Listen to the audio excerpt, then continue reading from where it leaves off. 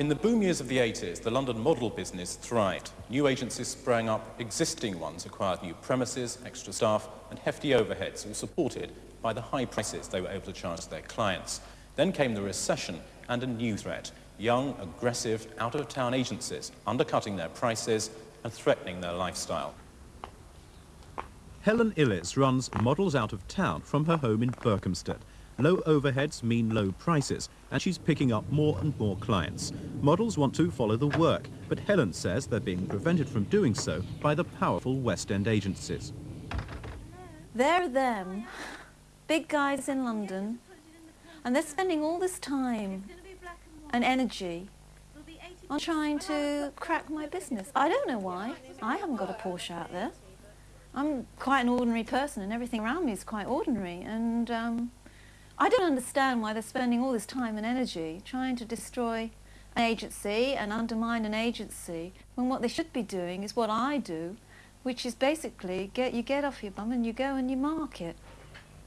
Much of Helen's work is bread and butter commercial, like the Argos catalogues. The more glamorous and lucrative jobs still go to the London agencies. Ambitious models want a foot in both camps, but the big London agencies won't tolerate it. Well, the models are very scared. They rely on, obviously, the model agencies for their livelihood. And even if they're not making a lot, they're still hoping they're going to make a lot. So if these big London agencies go in and say, hey, if you work for MOT, you can't be on any of our books, in fact, we're going to blacklist you right across London, that will scare them. It will really frighten them. And that's the kind of tactics they're using on them. Nearly 50 model agencies in London, of which 19 belong to the Association of Model Agents. It has a ruling council which meets regularly to monitor industry standards and discuss rates. Gavin's model agency, based here in Old Burlington Street, is a leading member. Owner Gavin Robinson has 90 models on his books and won't let them work for anyone else. When he's found models working for out-of-town agencies, he's sacked them. Gavin is on the AMA committee, but denies suggestions that they're working together to damage out-of-town agencies. People seem to think the AMA are a real Hitler group of people. We're not.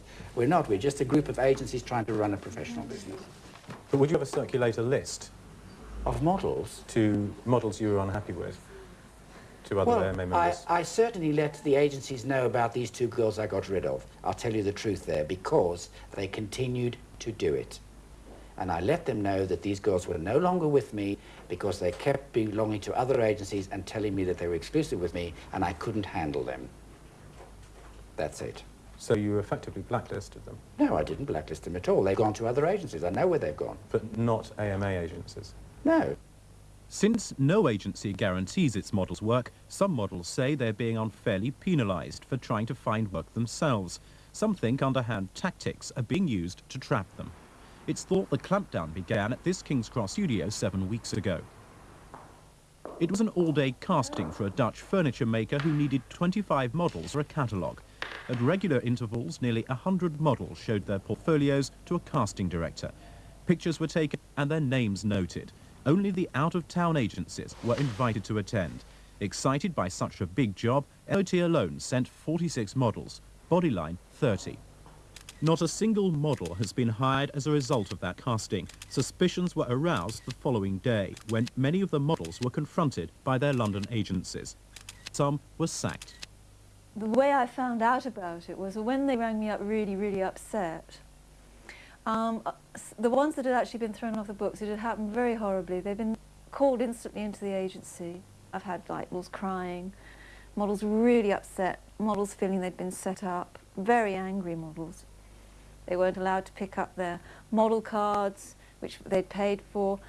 Photographs that were in the agency mysteriously disappeared. At the same time, they were also told, and by the way, as you've been thrown off for being at this casting, you're now on a blacklist and can't join any other AMA member in London because you are with an out-of-town agency. One London agency has been taking a particularly hard line. Freddie's model agency is run partly by a man called Laurie Kurt. He's also chairman of the AMA, whose office is in the same building. We tried to interview Laurie Kurt, who's based here at this quiet news office in Chelsea. He's co-owner of Freddie's model agency. They've recently sacked models who've been with out-of-town agencies and obliged others to sign exclusive contracts. He could have dealt with the criticism that he's limiting the ability of models to earn a living.